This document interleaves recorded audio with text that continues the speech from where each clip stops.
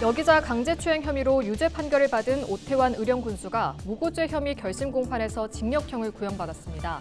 경남 지역 여성단체들은 피해자에 대한 사과와 반성 없는 오 군수를 비판하며 군수직 사퇴를 요구하고 있습니다.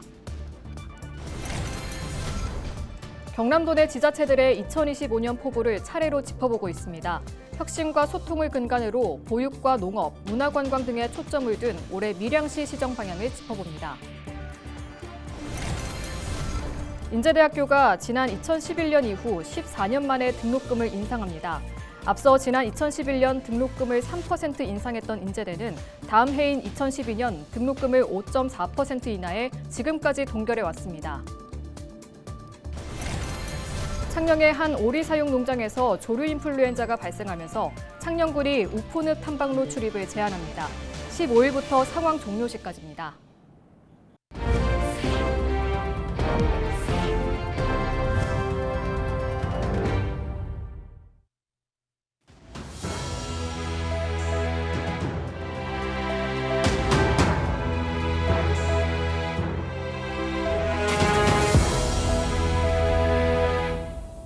시청자 여러분 안녕하십니까? 헬로티비 뉴스입니다. 오태환 의령 군수는 앞서 여기자 강제추행 혐의로 1심과 2심에서 유죄 판결을 받았습니다.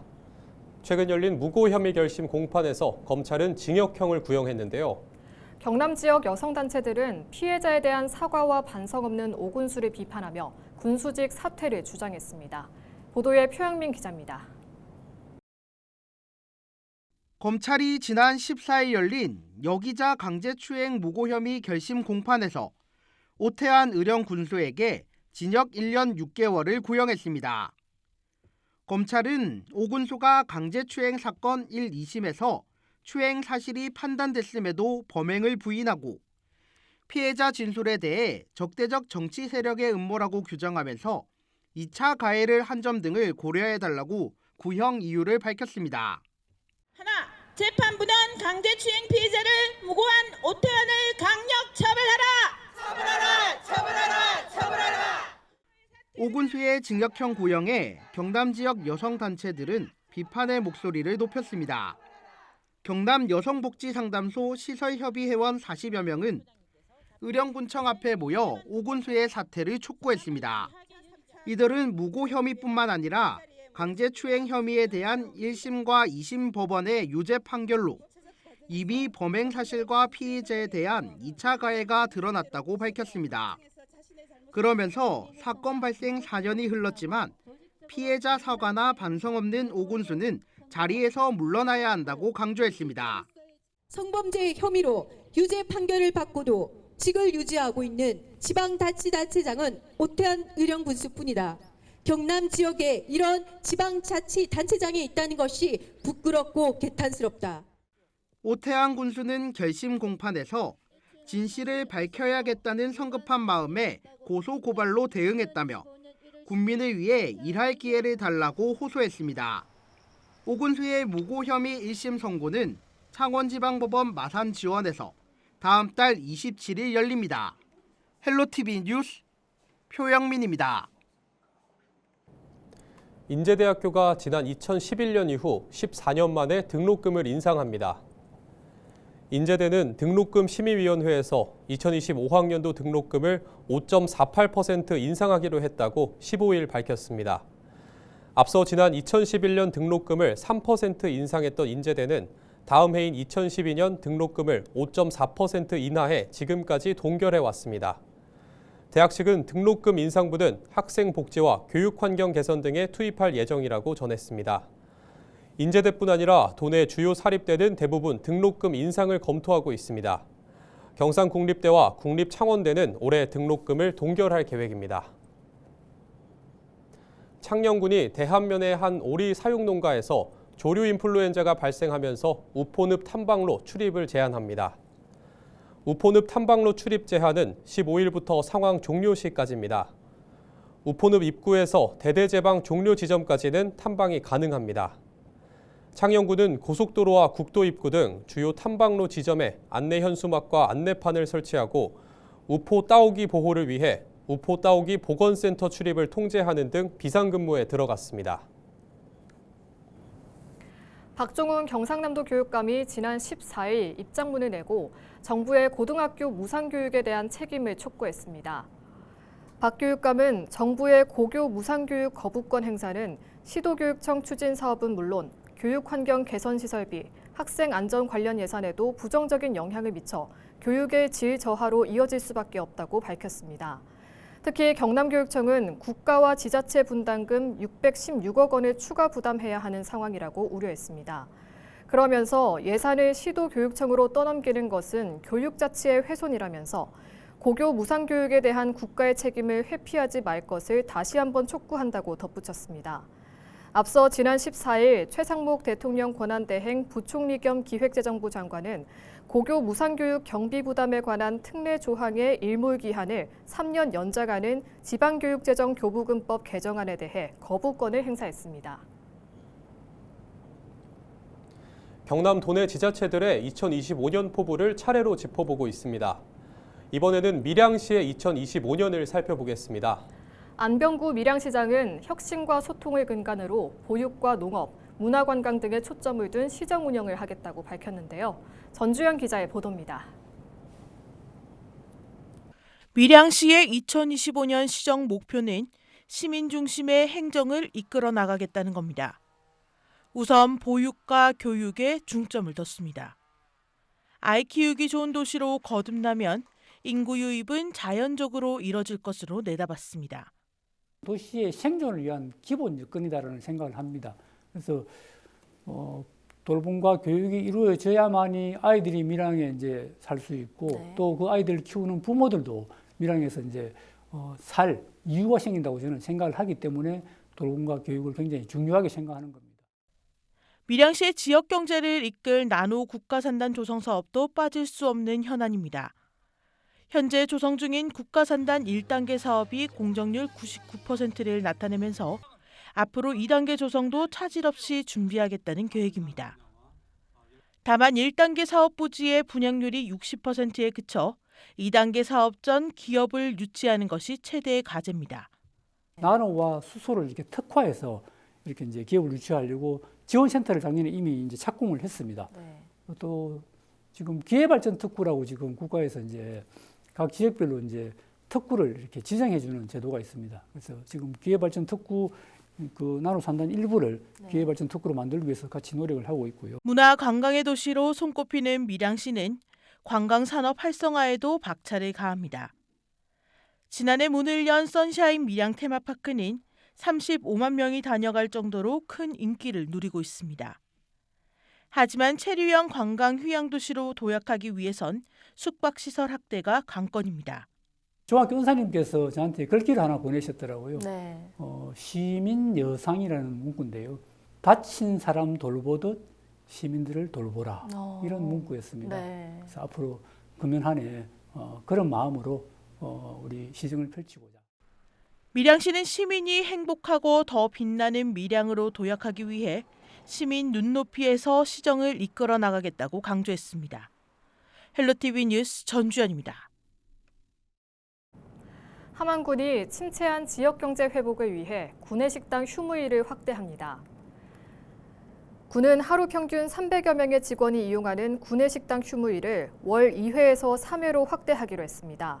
또 직원들에게 지급하는 복지 포인트 10%를 함안사랑 상품권으로 지급해 지역에서 사용하도록 권장할 계획입니다. 거창군이 설 명절을 맞아 고향사랑기부제 기부자를 대상으로 이벤트를 진행합니다. 이번 행사는 1월 1일부터 1월 31일 기간 중 거창군에 10만 원 이상 기부를 한 이를 대상으로 무작위 추첨을 통해 50명에서 거창 사과를 제공합니다. 참여 방법은 고향사랑이음 누리집 또는 전국 농협 영업점을 통해 10만 원 이상을 기부한 뒤 답례품 신청까지 완료하면 자동으로 응모됩니다.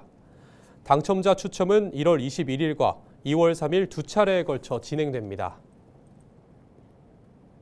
양산시가 2025년 상반기 공공근로사업 참여자를 모집합니다. 모집 인원은 총 301명으로 청년과 일반 노무, 직업상담사, 고령자 사업 등 4개 분야로 나누어 선정합니다. 특히 올해 공공근로사업은 청년층은 상반기에 집중적으로 배치하고 참여자 나이를 만 65세에서 만 69세로 확대하면서 고령자를 위한 일자리를 늘렸습니다. 대상은 만 18세 이상, 만 69세 이하의 양산 시민입니다. 신청은 오는 17일까지 지역 행정복지센터로 방문해 접수하면 됩니다. 선발된 인원은 다음 달 24일부터 6월 13일까지 약 4개월간 근무하게 됩니다. 올해 설 명절 연휴 부산 영락공원과 추모공원은 정상 운영하며 참배객들을 맞습니다. 부산시설공단은 오는 25일부터 30일까지 영락공원과 추모공원 봉안당 참배 시간을 2시간 연장해 오전 8시부터 저녁 7시까지 운영합니다. 공단 측은 설 연휴 기간 공원 내 재래실 이용과 음식물 반입을 제한하며 설 당일에는 화장이나 봉안 등 장사 업무를 중단합니다. 한편 참배객들의 교통 편의를 위해 금정구민 운동장과 스포원파크 등 장사시설 인근에는 임시주차장이 마련됩니다. 14일 오후 1시 50분쯤 밀양의 한 임야 화재 현장에서 시신이 발견돼 경찰이 수사에 나섰습니다. 경남 소방본부 등에 따르면 지나가던 행인이 임야에서 불이 났다는 신고를 했고 소방당국이 출동해 진화 과정에서 불에 탄 신원을 알 수 없는 시신 한 구가 발견됐습니다. 불은 임야 6,600제곱미터를 태우고 약 40분 만에 꺼졌습니다. 경찰은 정확한 경위를 조사 중입니다. 15일 B&K 경남은행이 설 연휴에 필요한 생필품 꾸러미 2,000상자를 창원시에 기부했습니다. 생필품 꾸러미는 즉석식품과 부침가루, 라면 등 18종으로 구성됐습니다.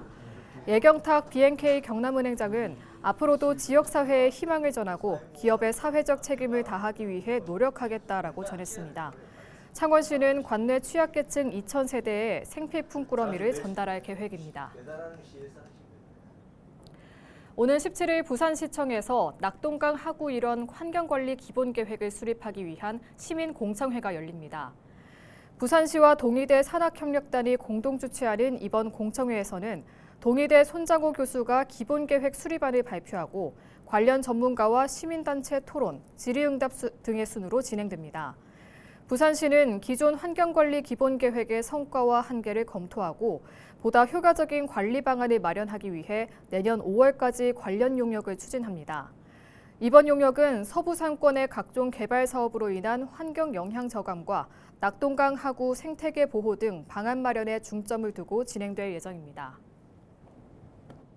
창원시가 청년들의 교통비 부담을 덜기 위해 올해 1,350명에게 누비자 연간 이용요금 전액을 지원합니다. 지원 자격은 창원에 주소를 둔 19살부터 39살 이하의 청년이며 창원 청년정보 플랫폼에서 신청할 수 있습니다. 다만 지난해 지원을 받았던 청년은 지원 대상에서 제외됩니다. 동구청이 부산구군 중 인구 대비 가장 많은 노인 일자리를 확보해 시행한다고 밝혔습니다. 동구청은 올해 83개 노인 일자리 사업을 진행하며 전체 일자리는 4,552개로 지난해보다 289개가 늘었다고 말했습니다. 올해 사업은 동구 시니어클럽, 동구 노인복지관 등 7개 수행기관에서 추진합니다. 김진홍 동구청장은 어르신들의 행복한 노후를 위해 일자리만큼 중요한 것이 없다며 WHO 고령 친화도시 인증도 획득한 만큼 앞으로도 어르신 복지 향상을 위해 최선을 다하겠다고 덧붙였습니다. 부산 경남 행정통합을 위한 공론화위원회가 2차 회의가 경남연구원에서 열렸습니다. 이날 회의에서는 전호환, 권순기 공동위원장을 비롯해 공론화위원회 위원, 시도 관계자 등 30여 명이 참석해 공론화위원회 위원 변경과 선임, 분과위원회 구성 등을 논의했습니다.